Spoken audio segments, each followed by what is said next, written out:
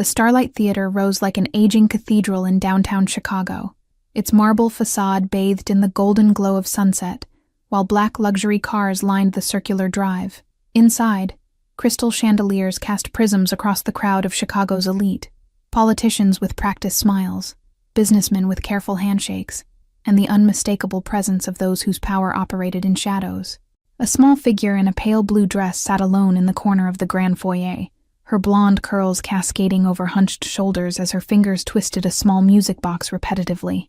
No one approached the child, their gazes sliding past her like water over glass, as though her existence was a footnote in the grand narrative of wealth and influence. Penelope Whitfield adjusted the starched collar of her temporary server's uniform, balancing a tray of champagne flutes while scanning the crowd for empty glasses. The catering agency had been clear: serve quietly, observe everything, speak only when addressed directly by guests at Mr. Salvati's charity gala. The whispers followed Giuseppe Salvati as he moved through the crowd, Chicago's most feared man, head of the Salvati crime family, whose legitimate businesses were merely the veneer over an empire built on blood. His presence commanded deference, his handshake sealed fates, his smile never quite reaching the coldness in his eyes. Penelope noticed the pattern immediately, how conversations hushed when the little girl rocked slightly, how women's smiles tightened when she hummed a quiet melody, how men shifted away when her hands flapped momentarily. The child existed in her solitary bubble, surrounded by hundreds yet utterly alone. Behind the polished exterior, Penelope recognized the telltale signs from her years working with special needs children before finances forced her career change. The repetitive movements, the sensory overload in her wide eyes, the comfort sought in the predictable turning of the music box, all hallmarks of autism that the glittering crowd seemed determined to ignore. When the champagne flute slipped from her tray, shattering against the marble with a crystalline explosion of sound, Penelope's apologies died on her lips as she noticed the child's reaction. Not fear or startlement, but fascination. Pale blue eyes fixated on the pattern of liquid spreading across white stone. The crowd parted like a dark sea as Giuseppe Salvati approached, his custom Italian shoes stopping inches from the spreading champagne, his shadow falling over Penelope as she knelt gathering glass fragments. "You're fired," he said simply, the words carrying the weight of absolute authority. "Your daughter finds beauty in patterns," Penelope replied, nodding toward the child who now watched the interaction with unusual intensity. "She's not disturbed by the noise. She's fascinated by how the light catches in the liquid spreading across marble grain." Salvati's gaze snapped between the server and his daughter, surprise briefly fracturing his controlled expression, before suspicion narrowed his eyes. "You know nothing about my child," he stated coldly, though his voice held a question beneath the dismissal. A security guard approached with purposeful strides, but Penelope rose smoothly, moving past Salvati toward his daughter with calm, deliberate movements. The crowd collectively held its breath at this breach of invisible boundaries, the temporary server approaching the untouchable crime lord's isolated child. Penelope knelt before the little girl, not blocking her view of the champagne pattern, but entering her peripheral vision respectfully. "The marble and liquid make beautiful music together, don't they?" she asked softly, making no attempt to touch or demand eye contact. The child's fingers stilled on the music box as she gave a nearly imperceptible nod, her gaze still fixed on the floor pattern. Around them, the fundraiser continued in muted tones, but a small sphere of absolute silence had formed around their interaction. Penelope hummed a gentle melody that matched the rhythm of the child's rocking, her hands mirroring the girl's movements in subtle harmony. "Sometimes we need to dance with what we see," she whispered, "even if others don't understand the music." Then Penelope stood and offered her hand, palm up, without demand or expectation. A bridge extended across worlds. "Would you like to dance with me?" she asked simply, as the orchestra in the main hall began a new waltz. The entire room seemed suspended in disbelief as the little girl, who had never willingly touched a stranger, slowly placed her small hand in Penelope's, rising from her isolated corner. Something luminous and fragile passed between them, a connection forged in a language beyond words. The Salvati estate dominated the North Shore skyline, a sprawling stone fortress framed by ancient oak trees, whose shadows stretched like protective sentinels across manicured lawns. Penelope stood at the massive iron gates the following morning, clutching the formal invitation that had arrived at her apartment door at dawn, an offer of employment she couldn't afford to refuse. Head housekeeper Mrs. Bianchi led her through corridors of cold opulence, Italian marble floors, Renaissance paintings flanked by actual Medici artifacts, and security cameras disguised as classical sculptures. "Mr. Salvati rarely brings outsiders in," she whispered, her eyes communicating volumes about the unusual nature of this arrangement. The West Wing remained eerily silent, a stark contrast to the controlled bustle of staff attending to the main house. Here the curtains remained drawn, dust gathering on ornate picture frames holding photographs turned face down, as though memory itself had been deliberately hidden away. Penelope's quarters adjoined a cheerful yellow bedroom filled with untouched toys, educational materials arranged with mathematical precision, and walls covered in detailed drawings of ballet dancers frozen mid-pirouette. Despite the obvious care taken in the room's design, it felt sterile, untouched by the joyful chaos of actual childhood. "Cecilia doesn't speak, Mrs. Bianchi explained, arranging fresh flowers in a crystal vase. "Not since the accident that took her mother 3 years ago, the same night Mr. Salvati forbade dancing in this house forever." Security Chief Farron conducted Penelope's mandatory briefing with military precision, his scarred face betraying nothing as he outlined protocols for emergencies, restricted areas, and the essential rule. "Mr. Salvati's business associates never interact with his daughter. Ensure she remains in the West Wing during meetings." The child appeared in the doorway like a ghost, barefoot in a simple white dress, blonde curls framing a face that observed everything yet revealed nothing. She made no acknowledgement of Penelope's presence, instead crossing to the window where sunlight created patterns across the Persian rug. "Hello, Cecilia," Penelope said warmly, making no move to approach or touch. "I'm here to be your friend, not to change who you are or how you see the world, just to walk beside you for a while." From the shadows of the hallway, Giuseppe Salvati watched the interaction with guarded eyes, his knuckles white against the doorframe. The new tutor spoke to his daughter without condescension or pity, the first person since his wife who addressed Cecilia as a complete human, rather than a collection of diagnoses. The estate felt like a museum dedicated to grief, where emotions had been catalogued, labeled, and locked away from public view. Photographs absent from walls left lighter rectangles like headstones marking where memories once lived, their absence a presence unto itself. Cecilia's movements through her daily routine revealed a child trapped in precise patterns, breakfast arranged in specific color order, clothing selected by texture rather than appearance, and a profound avoidance of the East Wing music room. Her world had been carefully constructed to avoid anything that might trigger memories. When Penelope found the hidden ballet slippers beneath floorboards in Cecilia's closet, their satin worn thin from secret use, she understood the magnitude of her discovery. These weren't just shoes, but artifacts of rebellion, a child's desperate attempt to maintain connection with her lost mother. The security cameras tracked Penelope's every movement through the mansion, a constant reminder that in this household, trust was theoretical at best. Even the gardens were monitored, guards patrolling the perimeter with weapons visible enough to discourage any thought of escape. At dinner, Salvati observed his daughter from the head of the massive table, his questions about her day directed to Penelope rather than Cecilia herself. "She doesn't understand enough to answer," he explained, though the flash in Cecilia's eyes suggested a comprehension far deeper than he acknowledged.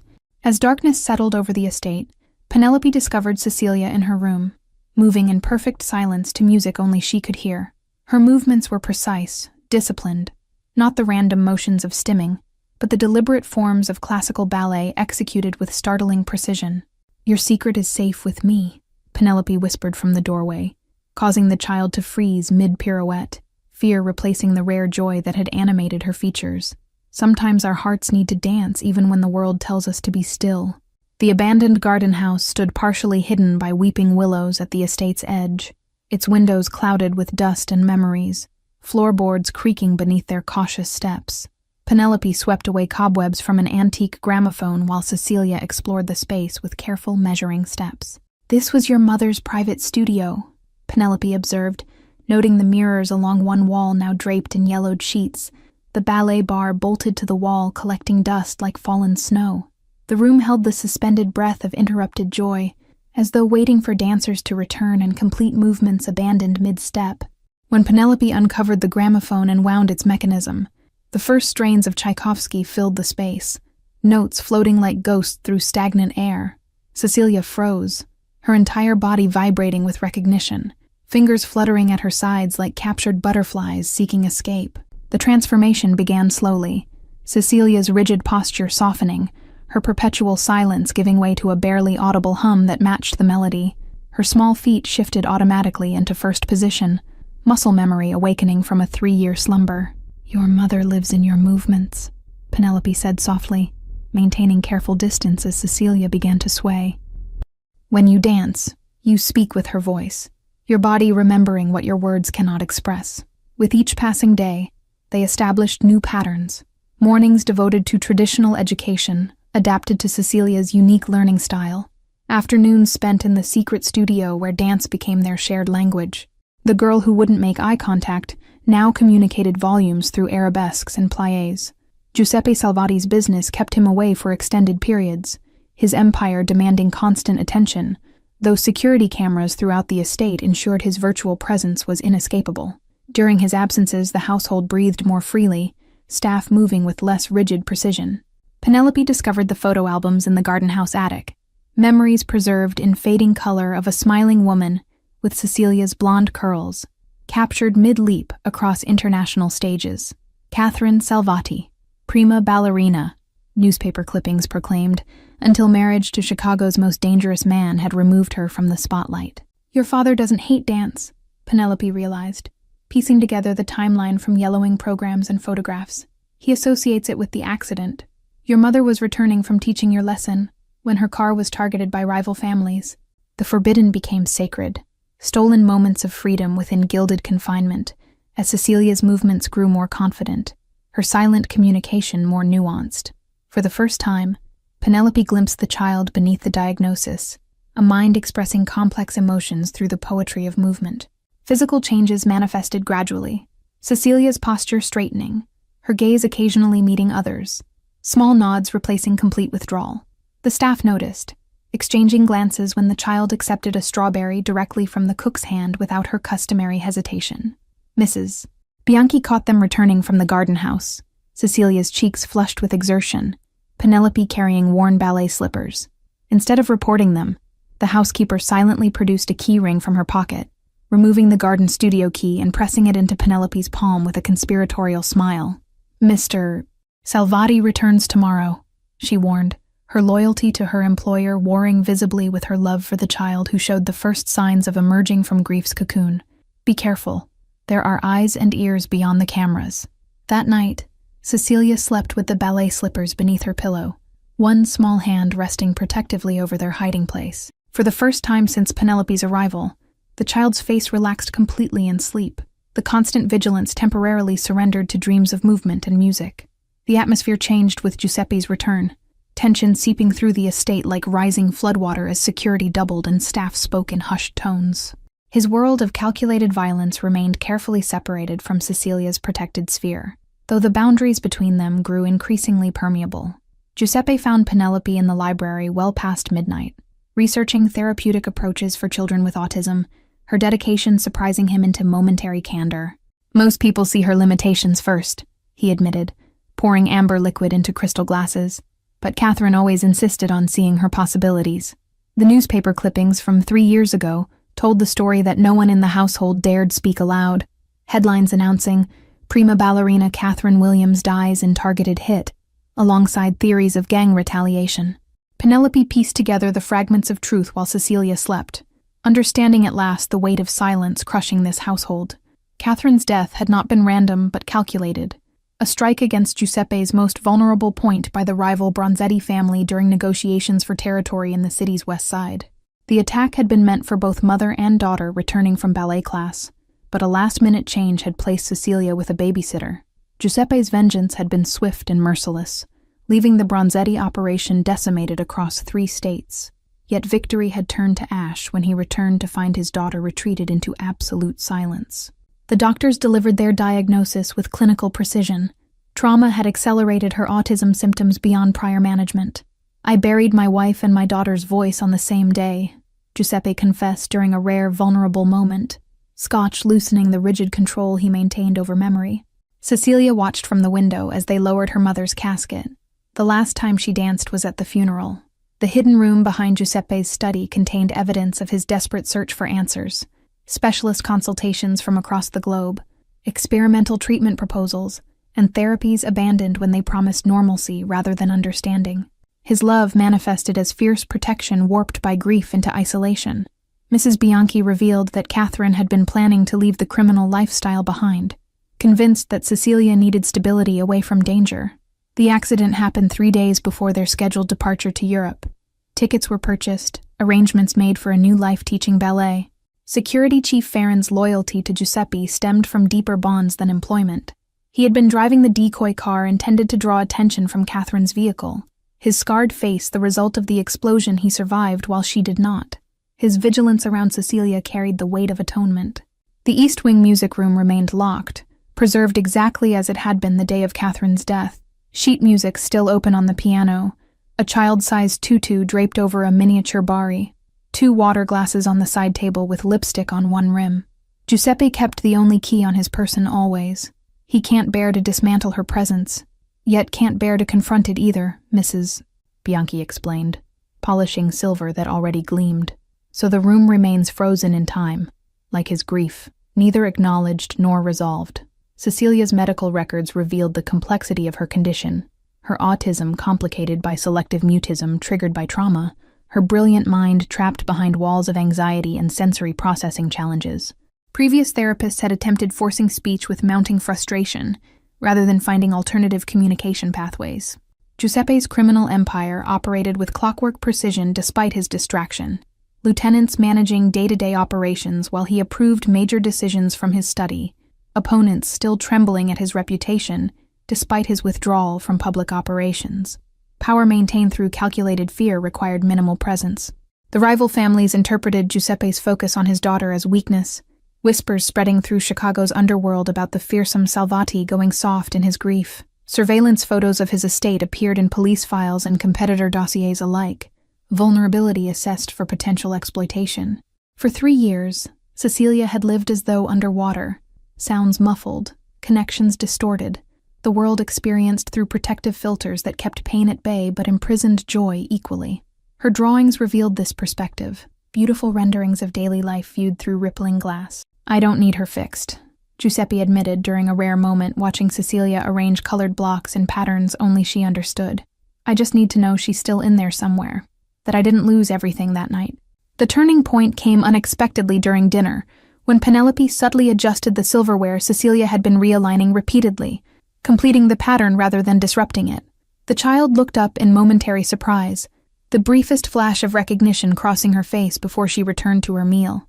That night, Penelope found Giuseppe in Catherine's preserved music room, scotch untouched, as he stared at the piano where his wife had once played lullabies for their daughter. Catherine always said Cecilia danced before she walked. That music spoke to her in ways words never could, he whispered to the ghosts surrounding him. Dawn filtered through gauzy curtains as Penelope discovered Cecilia already awake, methodically arranging her collection of music boxes by tone rather than appearance. Without breaking the child's concentration, Penelope hummed along with each tiny melody, creating harmonies that brought Cecilia's movements to a momentary pause. "Today we try something new," Penelope suggested, placing colored scarves on the floor in a rainbow pattern. "Sometimes our bodies speak more clearly than our voices. Show me how blue feels compared to red." The breakthrough occurred unexpectedly when Cecilia selected the blue scarf, wrapping it around her wrists as she performed a series of flowing movements that perfectly captured melancholy. Her face remained neutral, but her body articulated complex emotions her voice had abandoned years before. Each color elicited different movements, red producing sharp, angular motions, yellow creating buoyant, floating sequences, purple inspiring slow, thoughtful rotations. Through dance, Cecilia revealed a sophisticated emotional vocabulary that had been imprisoned within her silent exterior. When Giuseppe observed the session from the doorway, his presence usually causing Cecilia to retreat into rigid patterns, she instead offered him the green scarf with extended hands. The gesture, the first voluntary interaction she had initiated with her father in years, left him momentarily speechless. "Green was Catherine's favorite," he murmured, accepting the scarf with reverent hands while Cecilia resumed her dance, now incorporating movements that mimicked elements of her father's characteristic gestures, strength tempered by unexpected gentleness. Progress manifested in small rebellions against established patterns, Cecilia requesting strawberry jam instead of grape through pointing, selecting outfits independently, and creating increasingly complex dance sequences that incorporated narrative elements from picture books Penelope read aloud. The garden studio became their sanctuary, its restoration a collaborative project as Farron secretly installed new mirrors. Mrs. Bianchi arranged for piano tuning during Giuseppe's business trips, and the gardener planted Catherine's favorite lilacs outside the windows to perfume their afternoon practices. "Your mother believed in muscle memory," Penelope explained, guiding Cecilia through ballet positions with gentle adjustments rather than forced manipulation. "Your body remembers joy it experienced before words became difficult.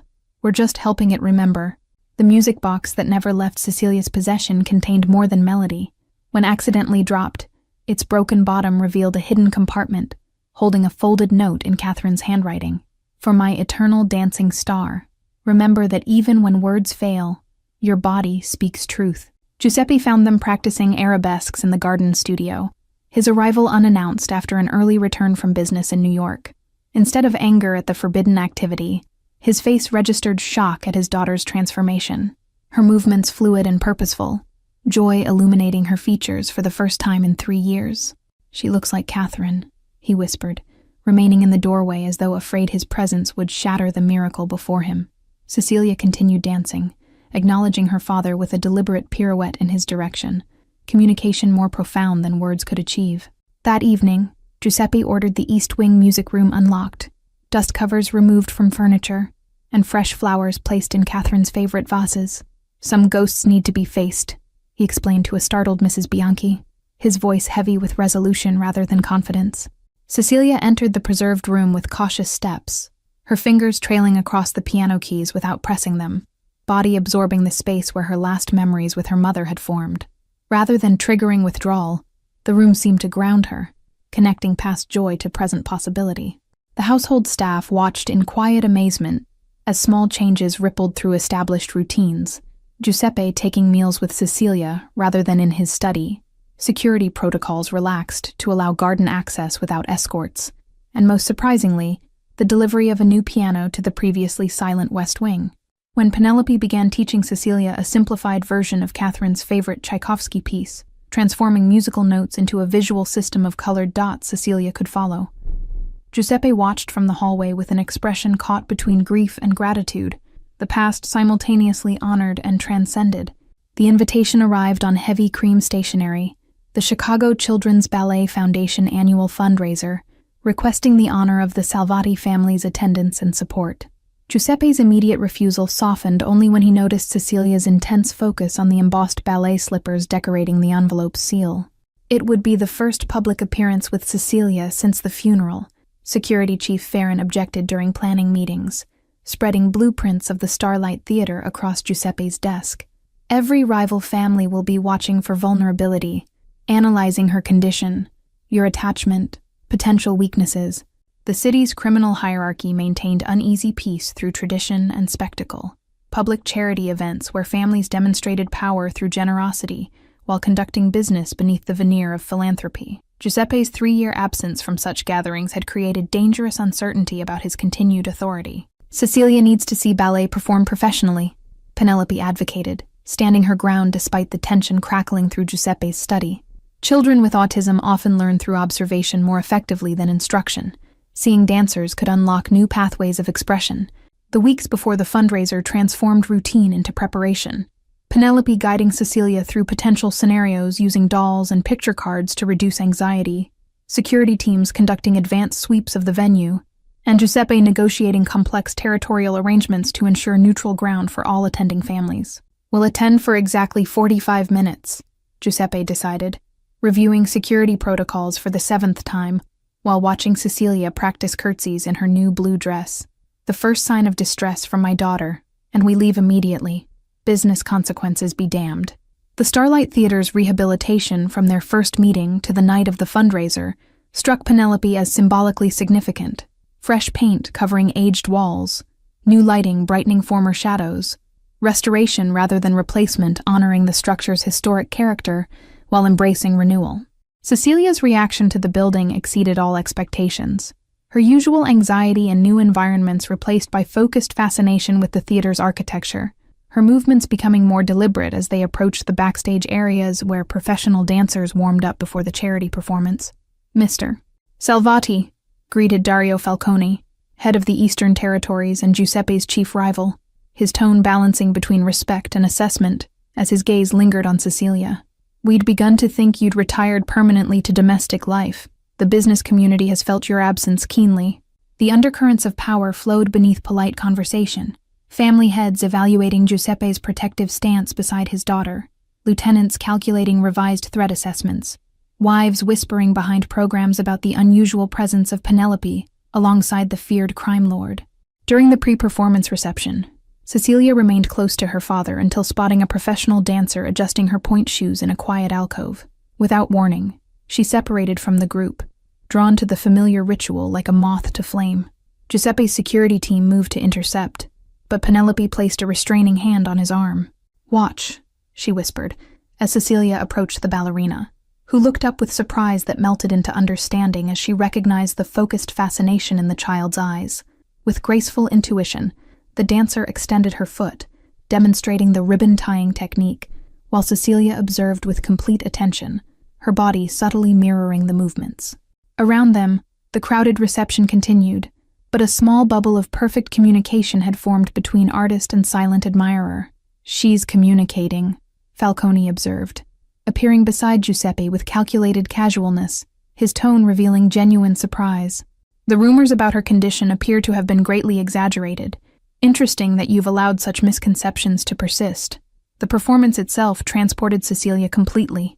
Her usual repetitive movements stilled as she absorbed every leap and turn on stage, her focus so complete that she seemed to breathe in rhythm with the dancers. Beside her, Giuseppe watched his daughter rather than the stage, witnessing her transformation through art. When the principal dancer executed a series of perfect fouettes during the finale, Cecilia's hands fluttered in silent applause, her expression illuminated with recognition of technical perfection. In that moment, surrounded by Chicago's most dangerous power brokers, she was simply a child experiencing pure joy. The abandoned theater in the Salvati Estate's East grounds had once hosted private performances during Prohibition, its ornate interior now veiled beneath decades of dust and forgotten grandeur. Giuseppe unlocked its heavy doors, with keys retrieved from the estate's vault, pushing them open to reveal tiered seating facing a small but professional stage. "Catherine discovered it when we first bought the property," Giuseppe explained as they explored the space, his voice echoing in the emptiness. "She had plans to restore it for children's performances before."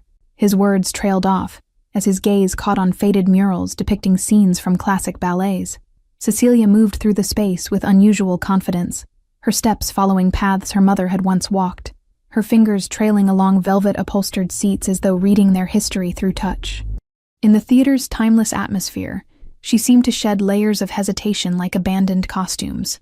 The restoration became a family project, Giuseppe redirecting construction crews from legitimate business sites, Penelope researching historical accuracy for interior details, and Cecilia offering unexpected input through drawings of exactly how certain elements should appear. Her architectural memory proved flawless, recalling details from visits during her early childhood. 6 weeks, Giuseppe informed the construction foreman, writing a check that silenced all questions about the accelerated timeline.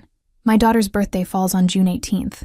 The theater will be completed by then, regardless of cost or required manpower." The work proceeded around the clock. Original chandeliers rewired, hand-carved moldings restored, stage flooring replaced with professional dance surfaces, and a state-of-the-art sound system hidden behind historically accurate facades. Throughout construction, Cecilia visited daily, her excitement visible in increasingly fluid movements. Farron established comprehensive security measures disguised within the renovation, panic rooms concealed behind decorative panels, bulletproof glass in all windows, and surveillance systems integrated into restored fixtures. His protection extended beyond physical threats to include Cecilia's emotional security within the space. When the principal dancer from the Chicago Children's Ballet accepted Giuseppe's extraordinary financial offer to provide private coaching for Cecilia, she arrived with professional curiosity that quickly transformed to genuine investment. "Your daughter has natural aptitude preserved despite interruption," she observed after their first session. The transformation extended beyond the physical space to Cecilia herself, her daily routines now structured around ballet practice, her formerly restrictive food preferences expanding to include nutrition supporting physical training, her sensory sensitivities addressed through specially designed dance attire. "We're creating a performance," Penelope announced during dinner one evening, presenting a modified version of Swan Lake's core narrative through picture cards that immediately captured Cecilia's attention. "A special showing for your birthday with just family present, focusing on storytelling through movement rather than technical perfection." Giuseppe's business associates noticed the change in him. Meetings rescheduled around Cecilia's practice sessions, territorial disputes settled efficiently rather than prolonged, and a new willingness to delegate tasks that previously required his personal attention. Power maintained through decisive action rather than constant presence. The invitation list remained deliberately limited. Mrs. Bianchi, Farron and his security team, the estate staff, and a carefully vetted professional pianist to accompany the performance. The exclusive nature transformed the event from potential public scrutiny to protected celebration within their created sanctuary. Rehearsals revealed Cecilia's extraordinary memory for choreography, complex sequences learned through observation without verbal instruction. Each movement performed with technical precision surprising in a child her age. The physical discipline of ballet provided structure her mind craved while allowing creative expression. "She's telling her story," the ballet instructor explained to Giuseppe after witnessing a particularly emotional rehearsal. "The traditional choreography provides vocabulary, but the interpretation is uniquely hers.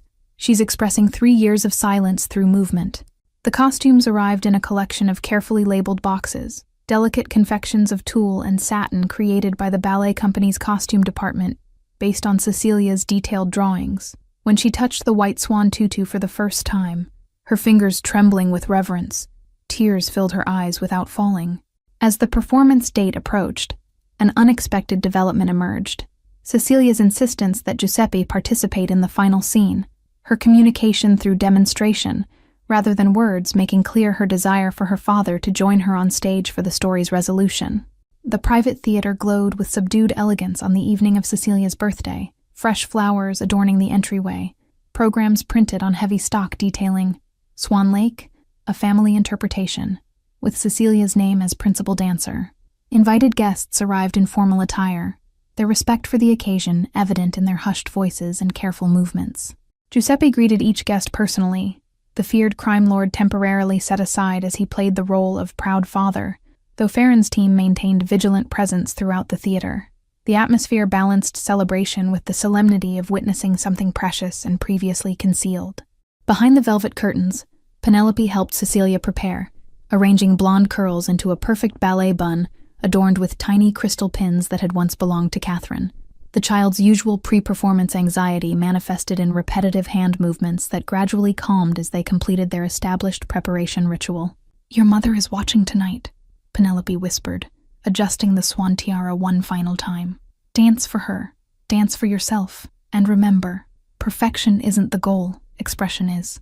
When the house lights dimmed and the curtains parted, the collective intake of breath from the audience greeted the transformation of the once silent child into a performer, commanding the stage with unexpected presence. Cecilia began with tentative movements that visibly strengthened as the music embraced her. The adapted story portrayed the white swan as a being caught between worlds, unable to speak in human form yet conveying profound emotion through movement, her isolation gradually overcome through connection with others who learned to understand her silent language. Mrs. Bianchi dabbed discreetly at tears as Cecilia executed a series of perfect bourrées across the stage, her technique flawless, but secondary to the emotional narrative emerging through her interpretation. The housekeeper who had witnessed 3 years of frozen grief now observed its thawing through artistic expression. During the Black Swan variation, Cecilia portrayed inner struggle with remarkable sophistication, her movements alternating between sharp precision and fluid vulnerability, her facial expression shifting subtly to convey conflict between withdrawal and connection, safety and risk, past and future.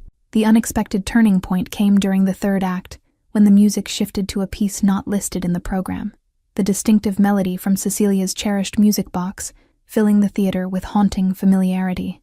Recognition dawned on Giuseppe's face as he identified Catherine's favorite composition. In response to the music, Cecilia's dancing transcended technique to become pure emotional narrative, her movements incorporating elements from her mother's signature style while introducing variations that were uniquely her own. The performance became simultaneously tribute and declaration of individual identity. The final scene approached with Giuseppe waiting in the wings, his face reflecting internal conflict between lifetime habits of emotional restraint and the vulnerable role his daughter had requested he play. Farron's steady nod from stage left provided reassurance as he stepped into the spotlight. Cecilia danced toward her father with arms extended in the ballet's adapted conclusion, her movements asking a question that transcended words. The audience held its breath as Giuseppe hesitated, the powerful man momentarily uncertain before his daughter's silent request for connection. With surprising grace, Giuseppe accepted Cecilia's outstretched hands, following her lead in the simple partnering sequence they had practiced in secret. His natural dignity compensated for technical limitations as they moved together in the dance of reconciliation that concluded the transformed narrative. The performance reached its emotional peak when Cecilia completed her final turn and, for the first time in 3 years, her voice emerged, small but distinct in the perfect acoustics of the theater. "Daddy, watch me." The 2 simple words carried the weight of 1,000 unspoken conversations. Giuseppe's composure shattered at the sound of his daughter's voice, his controlled facade yielding to raw emotion as he knelt to her level on the stage. Around them, the invited staff and security team witnessed a more profound transformation than any ballet could choreograph, healing bridging the chasm grief had carved between father and child. As the final notes faded, Cecilia stepped forward to address the stunned audience, her voice gaining strength with each carefully formed word. "Thank you for seeing me dance. My mother always said that some stories can only be told through movement, but now I'm ready to use words again too." The success of Cecilia's performance created ripples extending beyond the Salvati estate, staff speaking of the miracle to relatives, the ballet instructor mentioning the extraordinary talent to professional colleagues, whispers spreading through Chicago's interconnected social circles about the crime lord's daughter emerging from silence. Dario Falcone received the intelligence report in his downtown penthouse, surveillance photos showing increased activity at the Salvati estate, including regular visits from the principal dancer of the Chicago Ballet. "So the child is Giuseppe's weakness," he mused, setting plans in motion that would exploit this newly confirmed vulnerability. Security breaches began as subtle tests, a delivery truck arriving without proper credentials, a drone briefly flying over the estate grounds before being disabled by Farron's team, unusual network traffic probing the mansion's digital defenses. Each incident heightened Giuseppe's protective instincts while revealing potential weaknesses in their security protocols. The threatening letter arrived on expensive stationery, its message composed from newspaper clippings. "Children who dance follow their mothers." No signature accompanied the implied threat, but the reference to Catherine's death left no doubt about its source and intent. Giuseppe's immediate response transformed the estate into a fortress. Additional guards posted at all entrances, Cecilia's outdoor activities suspended indefinitely, and Penelope instructed to remain on the grounds at all times. The restored theater stood empty, ballet lessons conducted behind blackout curtains in interior rooms. "We could disappear," Giuseppe considered during late-night strategy sessions with Farron, satellite images of potential safe houses spread across his desk. "Start fresh somewhere beyond their reach. Italy, perhaps, or further east, where my connections could ensure anonymity." Penelope found Cecilia sitting motionless before her bedroom window, fingers pressed against glass as she watched guards patrol the gardens where she was no longer permitted to walk. "They want to lock me away again," she whispered, her recently recovered voice fragile with fear that progress would be reversed. "Your father is afraid of losing you," Penelope explained, joining her at the window. "Fear sometimes makes us build walls when what we really need are bridges. He hasn't learned yet that protection without freedom becomes another kind of cage." The unexpected solution emerged from Cecilia herself, a carefully drawn diagram presented to Giuseppe and Ferrone during their security meeting, depicting the private theater transformed into a community dance school, with proceeds benefiting children affected by violence. "If we hide, they win," Cecilia explained with the direct logic children often bring to complex situations. "But if we build something good from something bad, we change the story. Mom always said transformation is more powerful than retreat."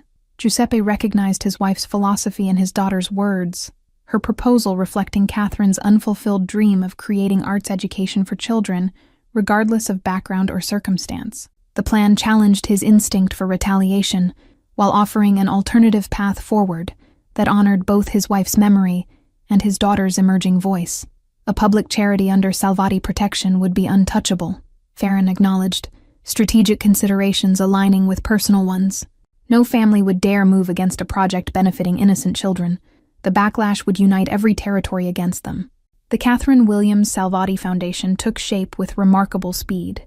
Legal frameworks established, board members selected from respected neutral parties, and the private theater expanded with additional studios to accommodate community classes alongside professional training programs. Falcone's anticipated attack never materialized as news of the foundation spread through Chicago's criminal hierarchy. The proposed violence against a child's dance school recognized as a line no one could cross without sacrificing essential honor codes that maintain their fragile ecosystem. Instead, an unexpected gesture arrived. A vintage music box delivered to the Salvati mansion with the Falcone family crest, and a brief note: "Children should dance, not suffer for their father's conflicts." A truce offering in recognition of shared values regarding family protection. The foundation's inaugural ceremony featured prominent families from across Chicago's diverse power structures, political, business, and underworld representatives united in supporting arts education for children affected by violence, their presence simultaneously endorsement and protection for the Salvati initiative. 1 year after the foundation's establishment, the Catherine Williams Salvati Dance Academy celebrated its anniversary with a special performance featuring students from across Chicago's diverse neighborhoods. The renovated theater had expanded to include 3 additional studios, scholarship programs, and specialized classes for children with disabilities or trauma backgrounds. Penelope now served as the Academy's educational director, her expertise in adaptive teaching methods transforming traditional ballet instruction to accommodate diverse learning styles. Her office walls displayed photographs of students' progress, physical achievements alongside the emotional milestones that had become equally valued measures of success. Cecilia had grown both physically and emotionally, her blonde curls now styled in a practical braid as she assisted with the youngest students' classes 3 afternoons weekly. Her autism remained part of her identity, but no longer defined her interactions. Selective mutism replaced by thoughtful communication. Isolation transformed into carefully managed social engagement. The anniversary performance program included a special duet choreographed by Cecilia herself, telling the story of a maid who noticed a silent child when others looked away. The narrative's emotional authenticity connected with the audience on a level technical perfection alone could never achieve. Giuseppe watched from the wings, his presence at the Academy now commonplace rather than extraordinary. His understanding of artistic expression deepened through witnessing its healing effects firsthand. The business of power continued under his direction, but increasingly legitimate ventures received his primary attention. The foundation's success had created unexpected ripple effects throughout Chicago's criminal hierarchy, rival families establishing their own community initiatives, violence decreasing in neighborhoods surrounding arts programs, and children previously destined for street recruitment finding alternative pathways through creative expression. Farron had transformed security approaches at the Academy, training staff in protective protocols that preserved welcoming atmosphere while ensuring student safety. His team now included former gang members seeking redemption through legitimate employment, their street knowledge enhancing rather than compromising security operations. The Bronzetti family's youngest daughter had enrolled in the Academy's summer program, her presence initially causing tension, until she and Cecilia discovered shared passion for contemporary choreography. Their unlikely friendship became symbolic of the foundation's deeper purpose, healing generational conflicts through the next generation's connections. Mrs. Bianchi had retired from household management to become the Academy's administrative director, her organizational skills creating systems that allowed creative chaos to flourish within necessary boundaries. Her office became a sanctuary for students needing quiet moments between classes, her grandmother's wisdom offering comfort during difficult transitions. "We're creating something my mother would recognize but never could have imagined," Cecilia told a documentary crew filming the Academy's community impact. At 14, her articulation had developed alongside her dancing, though she still sometimes communicated complex emotions more clearly through movement than words. The Catherine Williams Salvati Scholarship now supported 20 full-time students annually, covering not only tuition, but transportation, proper nutrition, and psychological support for children from backgrounds marked by violence or neglect. Recipients were selected based on passion rather than technical ability, creating opportunities previously unimaginable for many Chicago families. Giuseppe's relationship with Penelope had evolved from employer-employee to partners in both the foundation and life. Their formal wedding held in the Academy's theater with Cecilia as maid of honor. Their shared commitment to creating safe spaces for creative expression unified their personal and professional lives. The annual Foundation Gala brought together Chicago's most powerful figures, political leaders, business magnates, and representatives from all major families now united in supporting arts education. What had begun as protection for one child had expanded to shield hundreds, the collective investment creating neutral ground previously unimaginable. Dario Falcone arrived at the gala with his grandson, a serious boy whose interest in technical theater had blossomed through the Academy's backstage program. "Our children will build bridges we never could," he acknowledged to Giuseppe during their now customary annual conversation, business rivalries contained within boundaries that excluded the next generation. When the lights dimmed for the evening's showcase performance, Cecilia took center stage in a modern adaptation of Swan Lake that incorporated elements from her first performance while demonstrating her technical growth. The narrative had evolved, no longer about transformation from swan to human, but celebrating the unique perspective of existing between worlds. As the final curtain fell and applause filled the theater, Penelope watched Giuseppe embrace his daughter with uninhibited pride, the emotional walls that once separated them long dismantled. The journey from isolated grief to connected purpose had transformed not only their family, but an entire community's understanding of healing through artistic expression. If this story touched your heart, showed you how one person noticing what others ignore can change lives forever, or reminded you of the power of connection beyond words, please support our channel. Let us know in the comments where you're watching from around the world, and don't forget to subscribe, like, and share this video to help us continue bringing stories that illuminate the human spirit in its most beautiful, resilient forms.